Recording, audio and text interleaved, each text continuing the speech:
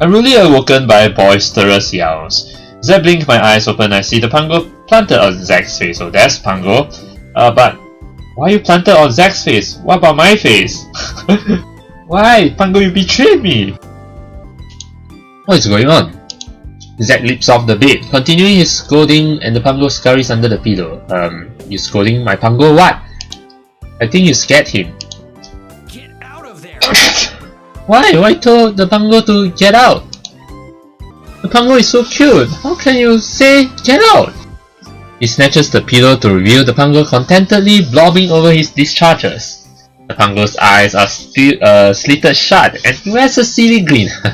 Pango. Don't even think about it. What? Wait.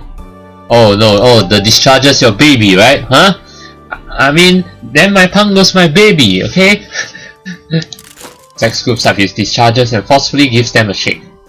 Pango's eyes snap open as he wobbles in the air, clinging for dear life. Seriously, the discharges are your baby, huh? And I'm kind of noticing that the Pango has no apostrophe there. Something wrong with the apostrophe or something? Toy! Hoi! Yeah, hoi!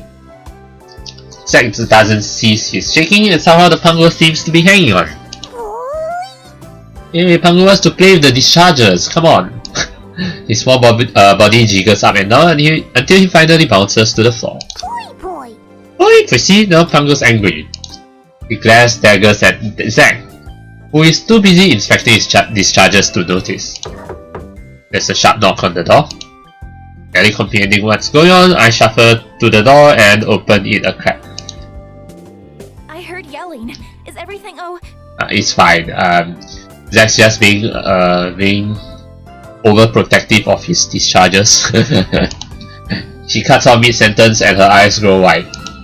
I look behind me and see Zack dangling his discharges high in the air, while the Pango leaps up to reach it. Okay. These aren't for you to absorb. Oh. You sure the Pango wants to absorb your discharges? I don't think so.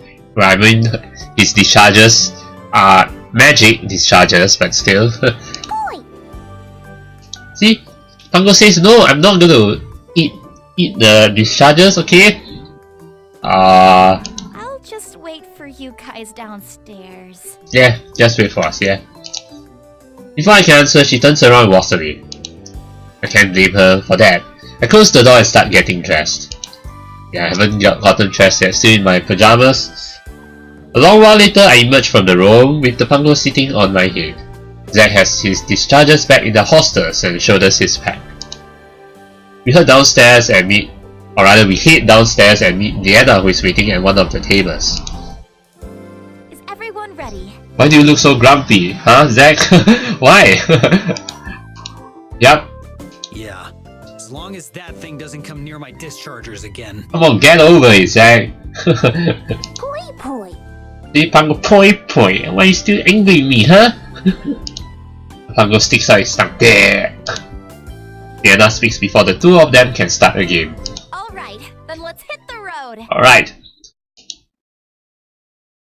With one final nod, she leads the way out of the inn and back into town. The rest of the journey towards Illumia is peaceful yet uneventful. The Pango snoozes on my head for most of the way there. Oh, the Pango, not enough sleep. So sleeping on my head. Leanna frequently sticks a peek at him and smiles to herself. Zack keeps to himself and continues to be in the lead for fewest lines spoken. By midday, I can see the stone buildings of Illumia. We make it through the city gates without incident. So we're here at the city of Illumia. Wow. Look at this city. This city is really wow. It's really grand and it's really white. It's like a white city, you know. Except for the building in the background that looks a bit more reddish, yeah, and orangey. Unlike the quaint houses of Meadow Hill Village, Illumia is built taller and grander.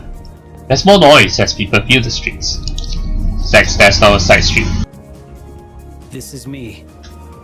What do you mean this is you? What are you talking about? I crane my neck and peer into an alcove. It's a shortcut to the inn. Okay, it's a shortcut to the inn. Okay, so why do you say this is you? I don't get it. Leanna nods. Safe travels. Hopefully our paths will cross again. Oh, you're saying, oh, we're going our separate ways? But I think we'll join each other again somehow. Good luck at the Mage Academy. He heads into the alley, so off he goes, but I'm pretty sure he'll come back. Do you think we'll see him again? Most definitely. She shrugs. Mercenaries have a way of just popping up. Let's keep moving. The Mage Academy is straight ahead, closer to the center of town. Yeah, we'll definitely see him again. He'll pop up again. She points to a looming tower with a high steepy. As we get closer, I see that the tower is attached to a castle, so I guess the orange building in the background, that's the castle? Whoa. You studied here? Or rather, what looks like a castle. I mean, it's a castle, but it's not like the castle where the king is or what, but more like a castle when... I think this is a castle, sorry. This is a castle, but Mage Academy is part of the castle? Yep. Okay, you studied here. It's really cool. Cool looking, the castle. It definitely looks prestigious. She notices my wonder. What's your academy like? My academy is just a normal school. I mean, there's primary school. I mean, there's junior high school. There's college. Yeah, college, you know, and university or college. Yeah, there's something. Liberal arts. Well, I'm not a fan. I'm not into arts, so I wouldn't choose the first one. And party school, nah. I'll be truthful and just say normal university, which is basically college. Yeah, in case you don't know what university means, it's British English for college.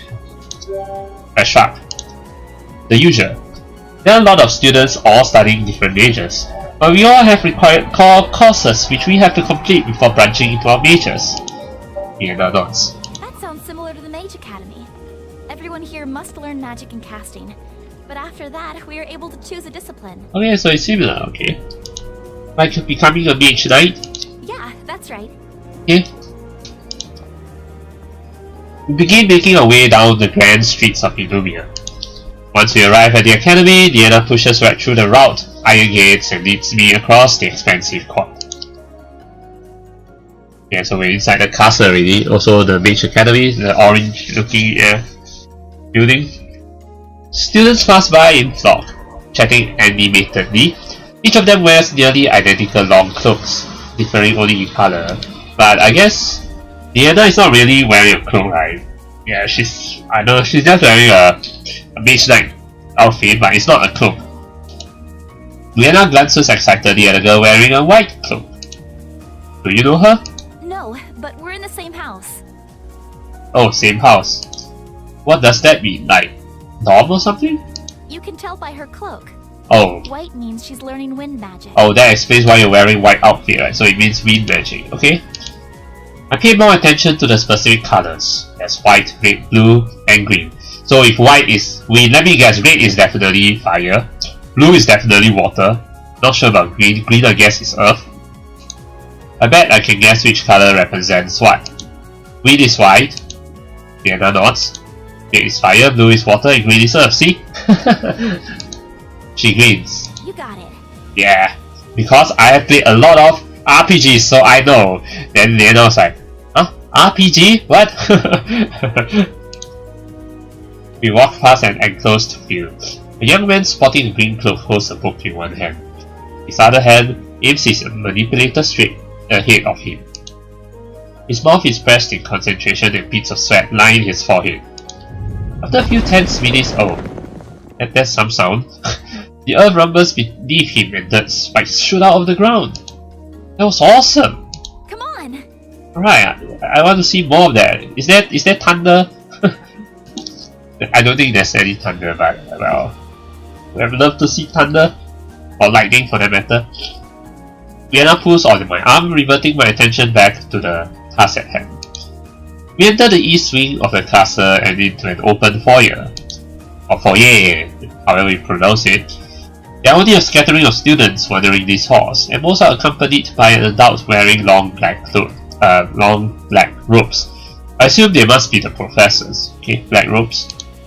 Leanna scans each professor we pass as if looking for someone specific. She leads me up a winding staircase, then grins when she spots an older man with greying hair. His robes are pleated with white stripes and carries a staff in one hand. Professor Orin. Orin. Okay, Orin. Okay, Orin. He turns at the sound of his name and matches Leanna's screen. Leanna, one of my best and brightest. What a pleasant surprise. Yeah, I think I remember in the early access version, I don't think Professor Orin has a voice. Yeah, so this is, so hearing Professor Orin's voice is a change, yes? Something new. She smiles bashfully at her compliment. It's great to see you again. What brings you to the academy?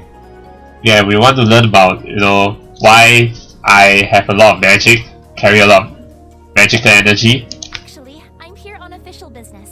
Yeah, official business. I'm sure you've heard of the random concentrations of magical energy by now. He nods. Well, I found someone who was directly impacted. She gestures to me. I shift awkwardly as his gaze falls on me. Although he looks intently at me, I can sense his curiosity.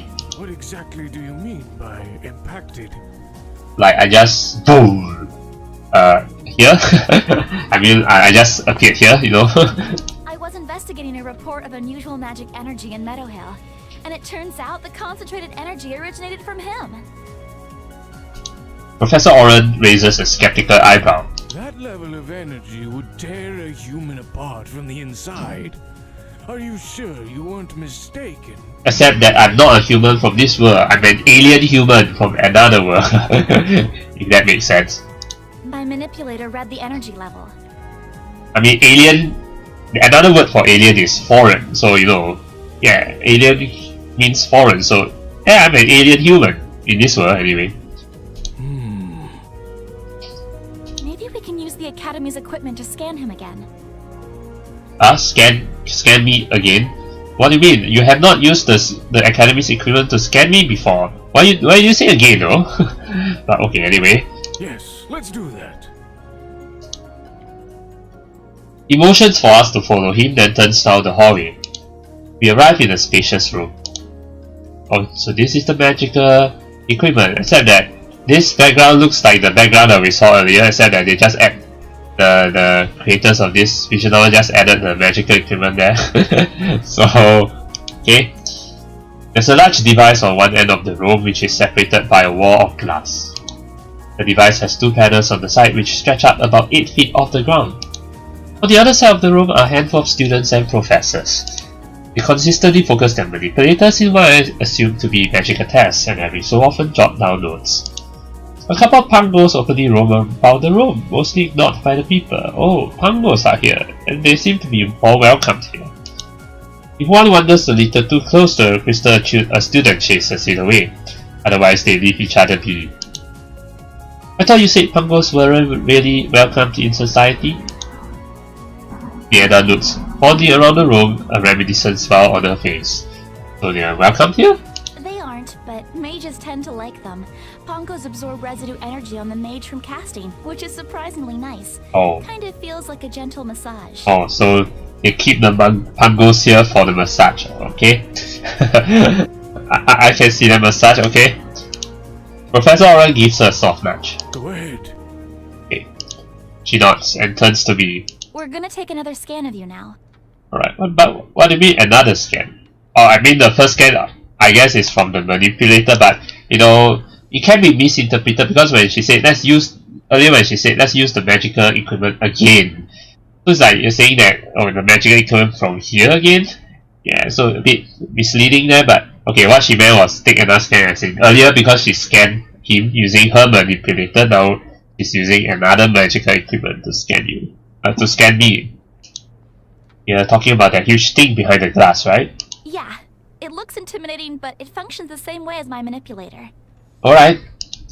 Oh yeah, alright. One of the students leads me to the device and has me stand between the two panels. There's a crystal mounted on top of each panel. As he closes the glass door behind him, the quiet mumbling of voices is muted into silence. Everyone is curious, everyone wants to watch what is going on. A beam of soft light emits between the crystals and slowly descends towards my head, passing through my torso and disappearing at my feet. Once the light is gone, the same student lets me back into the room. Professor Orin looks grave. while Leanna's mouth is pressed into a firm frown. This can't be right. Maybe we should scan him again. What's wrong? Leanna, the levels that you reported would have killed this young man. Wait, you're saying that I don't have any more magic in me? Even so, how is it possible that this scan shows he has 0 magical energy? Or more like, maybe it's like the place where I was at, where I first appeared. That's the area that has the magical energy, right? Not the area, not me myself, right?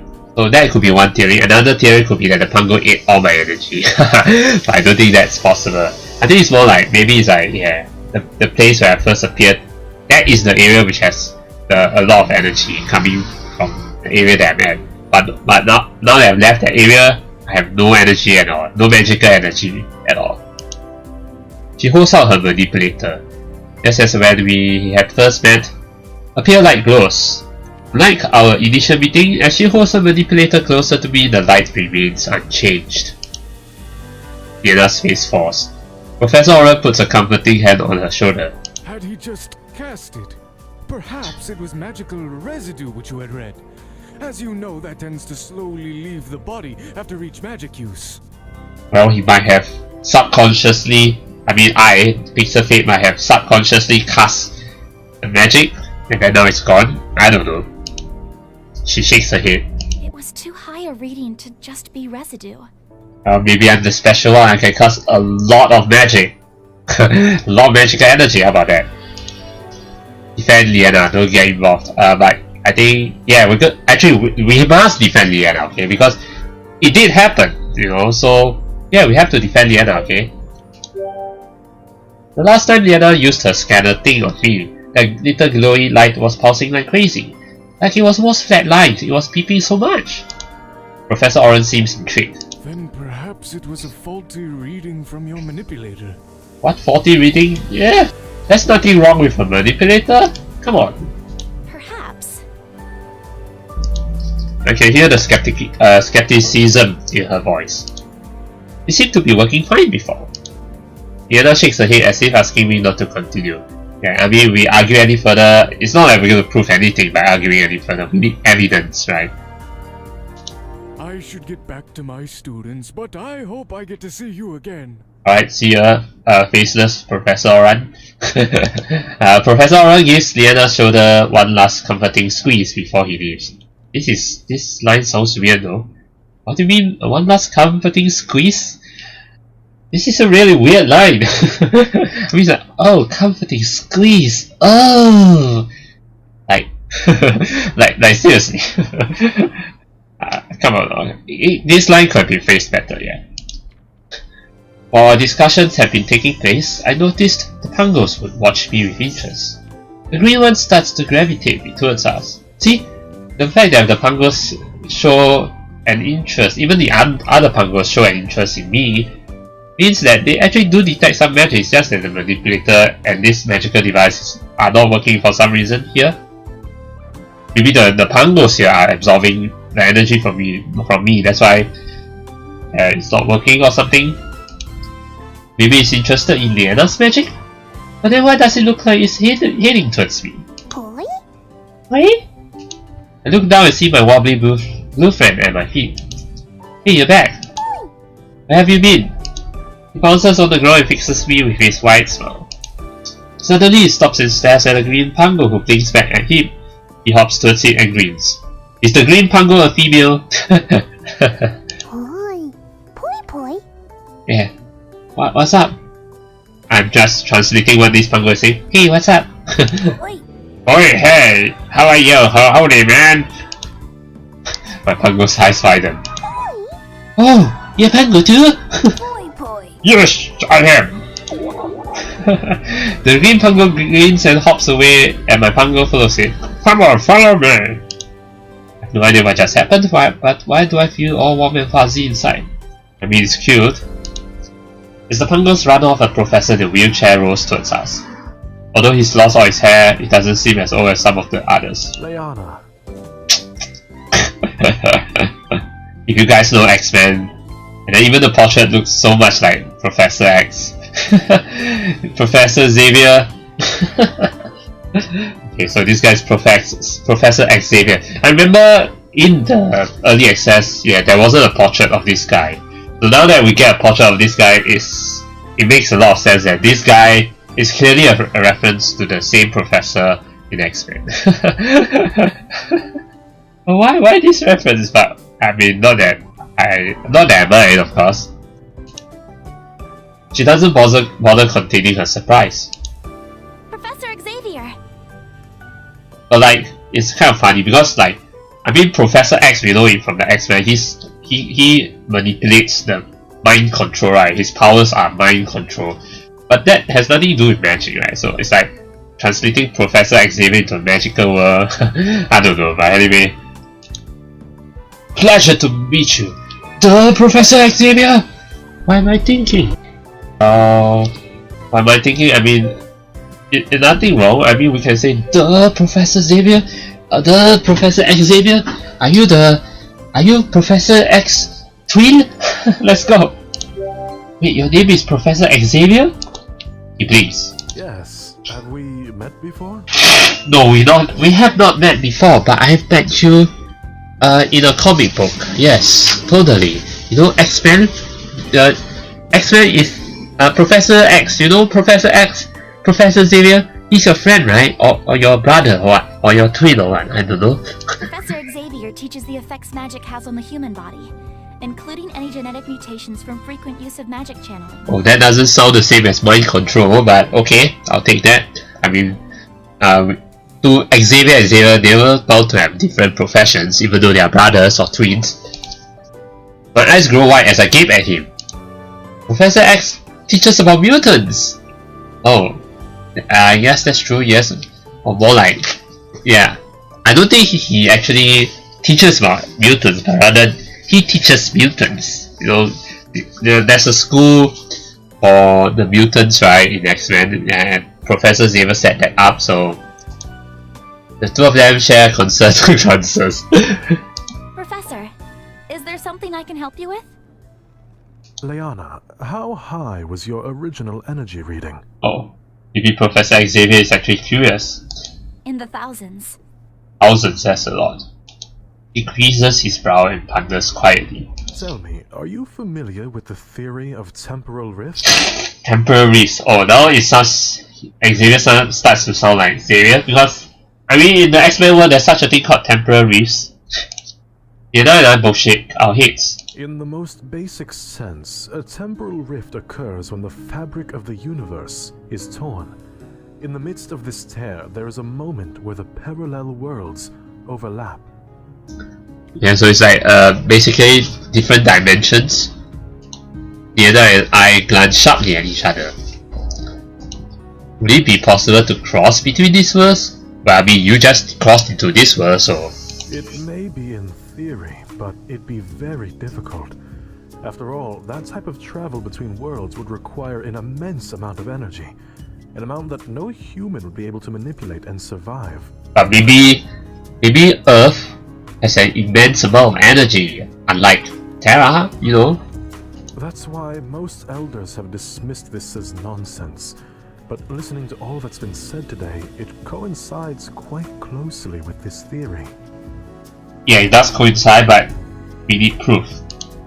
For the first time since we have arrived at this school, I begin to feel a glimmer of hope.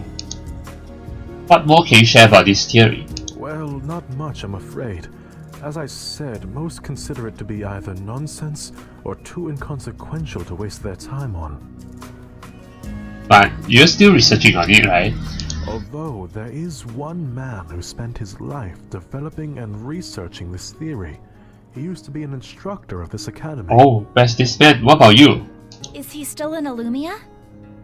Unfortunately, he left many years ago in search of Ember Mist. Ember Mist? What's that? Leanna purses her lips. Is that a place? A special place full of crystals? I mean, Ember Mist sounds like a mineral material, you know, so like crystal. The hidden city. Oh, the hidden city, not the hidden city. He nods. If it's hidden, I'm guessing it will be hard to find. Before he can respond, the student with two long pigtails or rather pigtails, strides over. Allow me to accompany you on your quest. Oh, I have you here, Amelia Estelle. Oh, this looks. She also looks like a cutie. Also dressed quite sexily. Just saying, although she's kind of young, yes. And I know she can be considered a lolly, yes. I mean, she's cute. Don't get me wrong, she's cute and sexy, yes. In some way, yes. Professor Xavier replies sternly. Absolutely not. Why not? Why? I want a cutie to come with me. Could you elaborate on your disapproval? This is an excellent opportunity to further my research and education. Could you elaborate on your disapproval? Very formal. This is not a Mage Academy sponsored expedition, so there won't be mages around to protect you. It's a dangerous journey, especially given the fact that no one knows the location of Ember Mist. Well, I mean, we have a mage here, we have a Mage-Knight, that's Leanna. The girl stays silent and I can practically see the corpse in her head, spinning as she contemplates his words. Finally she nods. Understood. Okay. He definitely sounds a bit like a robot. Yeah. As soon as she finishes speaking, she turns on her heel and walks away. What just happened? Pay her no mind. That's just how she is. Okay. So you say she's a weirdo. How dare you? Who is she? That's Amelia Estelle, the university's prodigy. I see. She's only a teenager, but already a mage caster, which means she can manipulate two different elements at the same time. So she's a pure mage. Oh wait, what? She can manipulate two different elements? Oh, that's really powerful. What two elements though? I flash her a grateful smile for automatically explaining what a mage caster is. I'm guessing mage casters are usually a little older than a teen? Leanna agrees. Just a little. Most mage casters are in their 40s. Oh, that's really old. My eyes widen. She must really be something special then. Anyway, thank you for all of your help, Professor. I'm sorry I wasn't able to be more helpful, but I wish you the best of luck. Alright, I'm going to find this man that's in the Ember Mist. After saying goodbye, his wheelchair moves on its own and pushes him out of the room. In before he uses his mind control to make the wheelchair move on its own. I'm pretty sure. Oh, this wheelchair just moved by itself? Not quite. He's using wind magic to push it along. That's a disappointment. I thought he's using his mind control. The more I see magic in use, the more I wish I could use it. What did you think of everything the professor said? Makes a lot of sense, yes. It sounds exactly like what happened to me. We should find this Ember Mist city and talk to the professor there.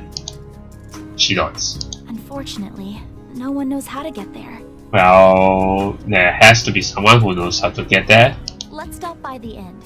Since it's a hub for travelers from all over, there's bound to be someone who knows something. Yeah, good point, we can try. That sounds like our best course of action. Once agreed, Leanna leads the way out of the academy. I follow her through the twisting roads of Illumia. When asked why we were taking so many turns, she said she wanted to avoid the marketplace, which would be so crowded with people we wouldn't be able to walk through and we might get lost. Yeah, we might lose each other, because, yeah, get lost and lose each other and then we can't find each other. Soon we reach the inn. The place is a lot larger than any other inn we've stayed at so far, except that the inn still looks the same. Along with the smoothly crafted dining tables, they look the same, they are not smoothly crafted. There's a fireplace doing the far wall with labelled jars on the mantel. The place is fairly busy for this time of day and only a couple of tables are open. I don't see anyone though. But usually Leanna speaks with the innkeeper. I see him point towards a couple by the fireplace. When she returns, she drops a key in my hand. Okay. Here's the key to your room. I figured we're going to be spending the night here. Alright. And not as I pocket my key. The innkeeper doesn't know how to get to Ember Mist, but he says that couple comes from the far desert. They might know. From the far desert? Alright, we can try our luck. Maybe we should split up. We can cover more ground that way. Good idea. I'll go talk to that couple first. Okay, so who am I going to talk to? Okay. As Leanna walks off, I survey the room. Ask the group of adventurers, ask the cute girl, ask the loner in the corner. Well, as much as I would like to choose this one, I'm not sure if the loner is a guy or girl. If it's a guy, heck him. No, just kidding, but I would very much prefer if the loner is a girl. But since we don't know whether the loner is a guy or girl, we're just gonna ask the cute girl, okay? Let's go. I approached the pretty redhead by the bar. Hey there, sexy lady! She smiles. Hi. Hi, oh, sexy voice. Are you looking to join a party? I can be. Okay. Well, I have my own party. You know, we can have a private party of 2 if you want. I sit down beside her. Have you been here long? She gives me a curious look. Long enough to know that I haven't seen you before. Okay. I'm just passing through. Oh, where are you headed? To the hidden city of Amberbeast. To Amberbeast. Suddenly her smile drops. What? Wait, why? You don't like the sound of that? That's not the reaction I was expecting. Ember Mist doesn't exist. Oh shit, we made her disappointed. Now she's not gonna like us. Like me, I mean. I found I don't think this is going to go anywhere. Alright, never mind then.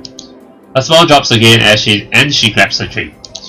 She sways her hips as she walks and approaches the man who's drinking alone. Her alluring smile returns as she sits down beside him and touches his hand. She just wants to lure man. And she thought that I can lure him, but I mean she thought that she can lure me, but not. Apparently not. I'm foolproof. I only like Leanna, Amelia, okay? Wait a minute. Is she a consort? Yeah. Let's pretend that didn't just happen. Oh, okay, so I guess we can ask everybody, and then I guess I'll just ask the group of adventurers. I approach a table of misfits. These guys look like they're well-traveled. You sure about that? Misfits don't really mean they're well-traveled. There's a tall bulky man wearing fur coat and a loincloth and very little else. Okay. His muscles refer as he takes a swig from his tankard. Beside him is a short and stout bearded man. Gold is entwined in his braided beard, and a scar runs from his bald head down to his cheek. The last member of their party is a little, blonde, elegant man. A bow is slung on his back, and his glossy hair spills around it.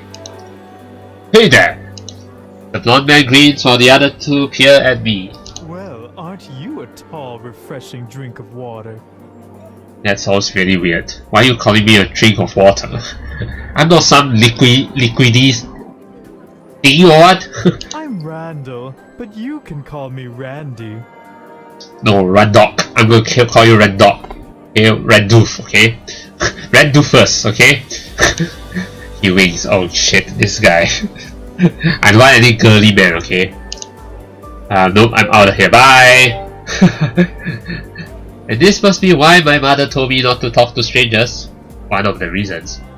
I think it's time to nope all out of here before something I regret happens. I'm not going to continue. I'm not going to say well then, no. Actually, I'm sorry for bothering you. Bye. I hurry away from that table and survey the room again. Looks like I'm not having much luck. Oh, I don't get to choose the loader in the room. Oh, damn it. Well, I wonder how Leanna is doing. Judging from her pouch, she had about as much success as I did.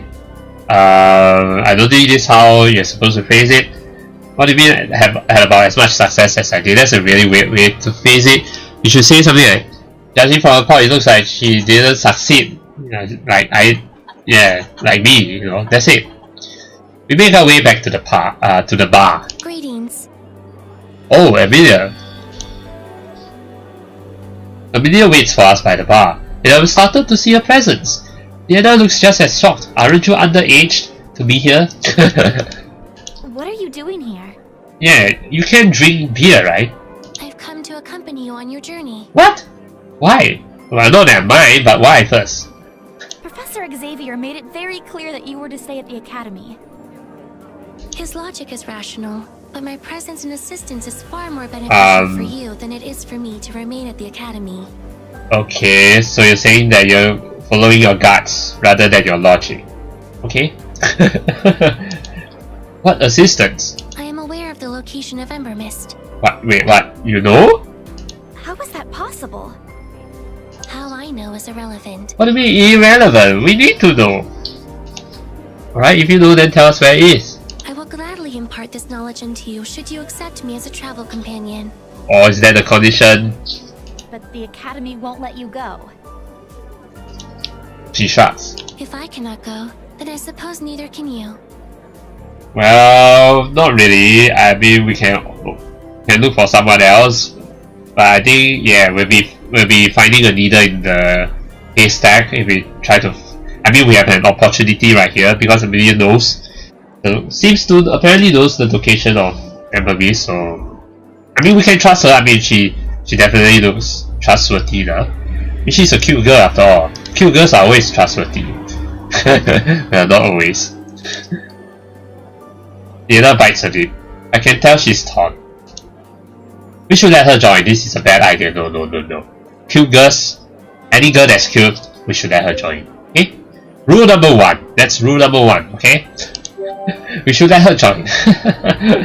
We shouldn't go against a direct order from the Mage Academy. Who cares about the direct order? Screw. No, not screw, but who cares? What other choice do we have? She frowns. Nobody at this inn knows the location. Until we find anyone else who can tell us how to get there, we'll be finding a needle in the haystack. Are you really willing to give up this lead? Leanna runs her hand through her hair as she thinks. She still glances at Amelia, who watches us with hawk eyes. Finally, Leanna's expression softens and she nods. Fine. You can come with us, but only on the condition that you let us bring extra protection. Yeah, we are your extra protection. That is a logical conclusion. I am not opposed to it. Okay. Yeah, she definitely sounds like a scientist. Like a, well, for lack of a better term, a nerdy scientist. But not saying that she's nerdy, of course, but something like that, like a nerdy scientist who speaks in a very robotic way. Yeah. Alright. I'll see if I can find some mages last minute. Okay. No! What? Why? Is it because you're scared that the mage will like, once you tell the mage the truth that you're going to Ember Mist, then the mage will report to the Mage Academy and then you'll be in trouble? Both Leanna and I stare at Amelia. Mages will alert the Academy of our proposal. Yeah. And then they wouldn't let us go. Correct. I suppose that makes sense. Yeah, so that means she'll have to illegally go with us. She taps her finger to her chin. I guess the only other option is to hire a mercenary. Mercenary. Oh, that's when Zack comes in. Alright. Are we going to hire him for free or for money? I wonder how much he'll charge us. She grins. And I think I know just the guy. Wait, what if the loner in the corner is actually Zack? Oh, I should have chosen that, but oh well. Leanna and I scan the inn for any signs of Zack. She spots him in the secluded corner of the inn, drinking alone. It is him. Ah, the loner in the corner, it is him. Hey, Zack. He looks up from his tankard. If he's surprised, he doesn't show it. He nods his greetings. Guess things went well at the Academy. Yeah. Actually, no, not really. As well as expected. I mean, we still haven't found out anything. I'm actually here to do business. Zack cocks his head slightly. You have my attention. Alright. We need protection for our newest companion. Yes. She nods towards Amelia, who merely stares at Zack. He gives her a once-over. Isn't she a mage? Yeah, why? Yes, but a student. Yeah, you're a student, knowing she needs protection. That is not an accurate description. I am... A genius, yes, you know. Leanna glares at her, but we cannot, like...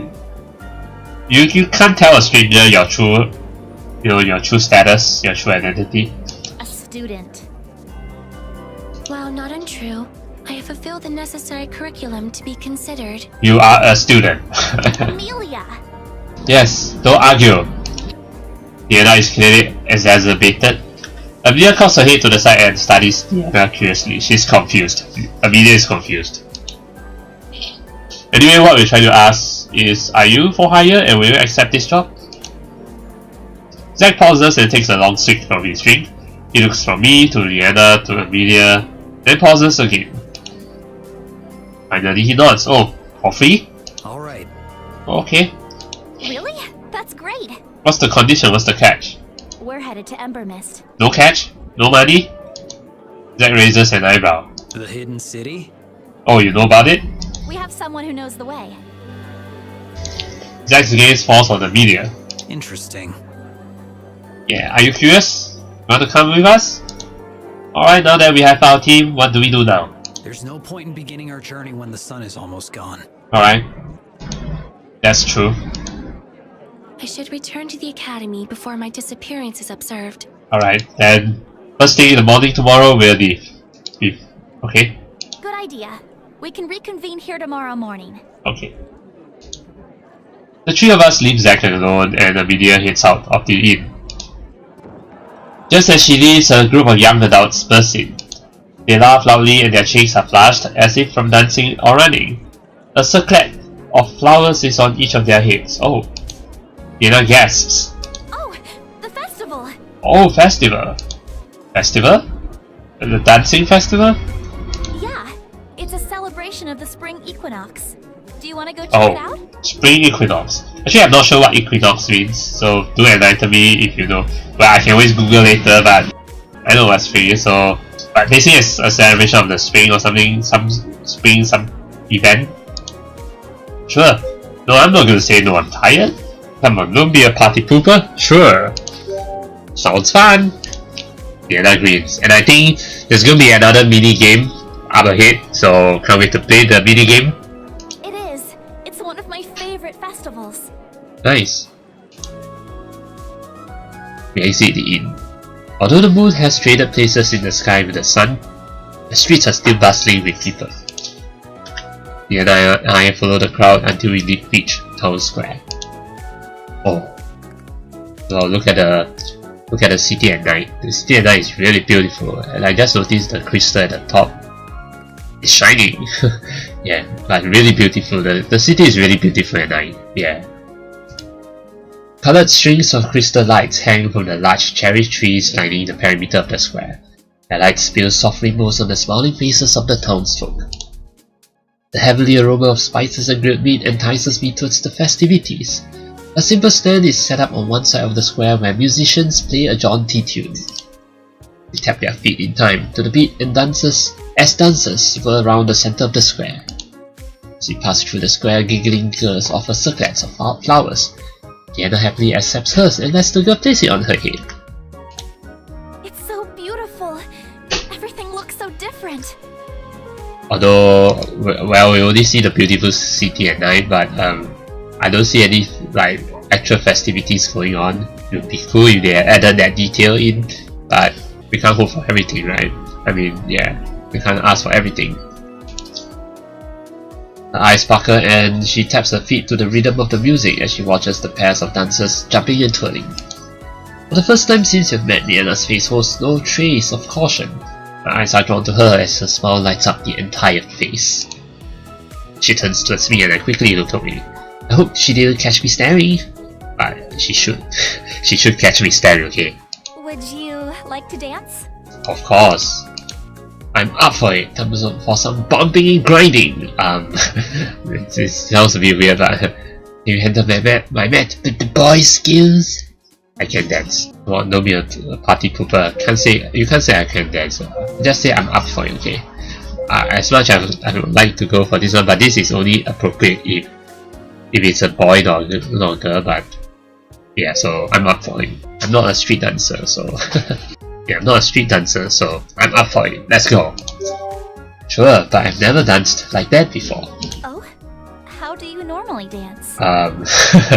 Good question. I don't dance. I mean, you want me to dance is really horrible. Her eyes glitter as she waits expectantly. One step at a time, swift and elegant. This is awkward. I'll be honest. Okay, one step at a time. I awkwardly step from side to side. Somehow I'm dancing even worse than usual and am not even keeping in time with the beat. Leanna hides a giggle. Let me show you how we do it here. Alright, sure, teach me. She takes my hand in hers and pulls me to a more secluded area on the dance floor. For this song, we're gonna raise our right hands up like this so they touch. Okay. She bends her elbow and holds up her arm to eye level. Then she moves my arm so it matches hers. I can feel the warmth of her fingers as they brush my own. Our hands will stay here, and then we use our right foot to step to the right. Then left foot back. And we'll shift our weight front and back in a ball change. Also, we're actually dancing ballet here. Okay. As she speaks, she demonstrates the steps. Then we do the same thing on the left. Left foot left, right foot back, and ball change. Okay, I think I need to remember this because there's gonna be a mini game up ahead. Left foot left, right foot back. Okay, left, back, and ball change. Okay. Then we step to the right and spin from behind. Then right, then spin from behind. Then right, then spin. So left. Hold on. Left foot left. Okay. Left foot left, right foot back. Ball change. Right, then spin from behind. Come on, try it with me. Alright. Alright, let's try. We get into position and Leanna counts off. 5, 6, 7, 8. 1, 2, 3, 4. First I step. Alright. Remember and repeat the Illumia Festival. Remember and repeat the icon pattern. Let's go. Oh, remember and repeat the icon pattern? Okay, so what's this? What? What? I don't get this. Oh, 1, 2. Okay. Left, bottom, left, left, bottom, left. Okay. Left, bottom, center, left, bottom, center. Okay. Alright. Okay, that's not bad. Because I didn't get what was going on the first time. Okay, but the second time onwards, okay, I get what the minigame, how the minigame is played. So okay, cool. That's like just memorize the patterns. I mean not patterns, but it's like memorize the order in which the icons are lit up, right? So yeah, I think the description didn't quite describe it well, but yeah, so it's like yeah, memorize the sequence of the lighting, yeah, the sequence of which squares are lit up in order. Yeah. Matching Leanna, I step with my right foot. That's it. Alright, I'm doing very well, right? Because I won. Then I step with my left foot to the back and do a ball change. Next, we do the same thing on the left side. Then we step with our right foot and spin. Oh wait, some more? Oh shit. Okay. Alright. Bottom, top. Okay, bottom, top. Center, right. Center, okay. Center, right, center. I like the icons, by the way. Left, right, center, right. Left, right, center, right. Alright. Oh wait, some more. Top, bottom, left, center. Top, bottom, left, center. Alright, okay, still not too bad. Is there a round 3? I step to the right and spin from behind. Leanna and I are a step apart. Did we do this right? Are we supposed to be this far apart? Yeah. Normally we'd be facing our new partners, and we do the whole thing over again starting with our left foot. I see. And once that's done, we'll be facing each other again. So, deja vu. I mean, not deja vu, I mean, like, it's a cycle. We go through the steps another time and I manage to dance it perfectly. Wow, you're a natural. Are you sure you've never done this before? Oh, I'm a natural because I'm a natural at games. I mean, this minigame is simple enough, so... A warm green is infectious, and I find myself greeting just as broadly. I don't think you should actually call a warm green infectious.